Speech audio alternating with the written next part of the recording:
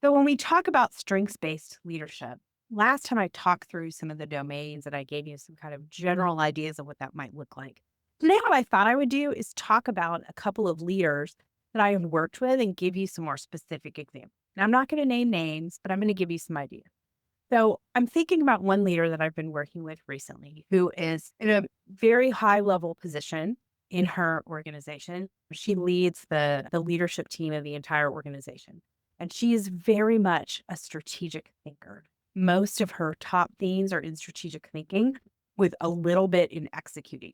Strategic and analytical are both in her top five list.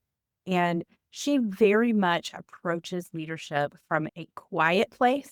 She is not a big inspirational speaker standing at the front of the room, but she is very thoughtful and very strategic in the way she thinks about when her team meets, what they talk about. So we recently had a session with them. I facilitated a session where they're doing some future planning and thinking about what's coming next.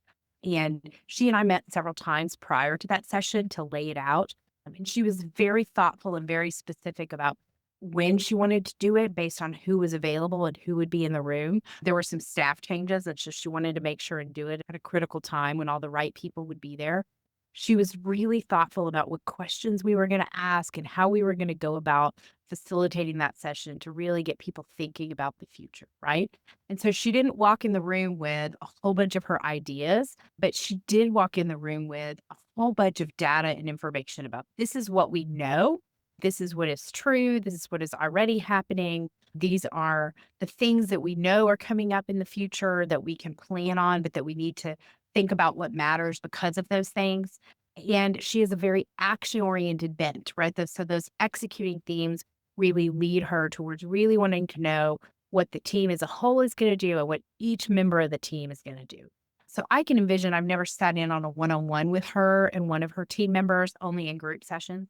But I can imagine those one on ones are similar to that in that she has a lot of questions and a lot of, I'm like, tell me more about this and how is this going to work? And why might that happen? And what will happen if you do this, right? Because that combination of strategic and executing makes her a really good question asker and really good at diving in and helping her people think about what's going to come next.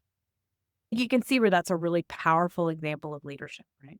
There's another leader that I'm thinking of that I worked with a couple of years ago who led a sales team, and she really led with influencing with a hint of executing. And so she was very more so a front of the room, rah, rah.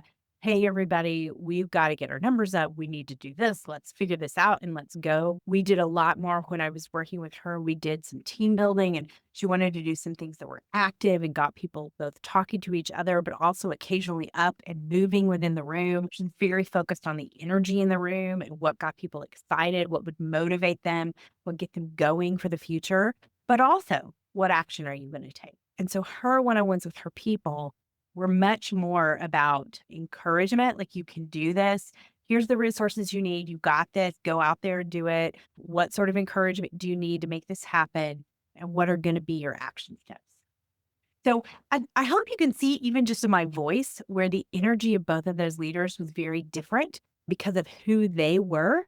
But the results with their people were not that different because their people responded to them based on who they were and how they were going about giving that leadership and giving that influence. When we lead from the best of who we are, people respond really well.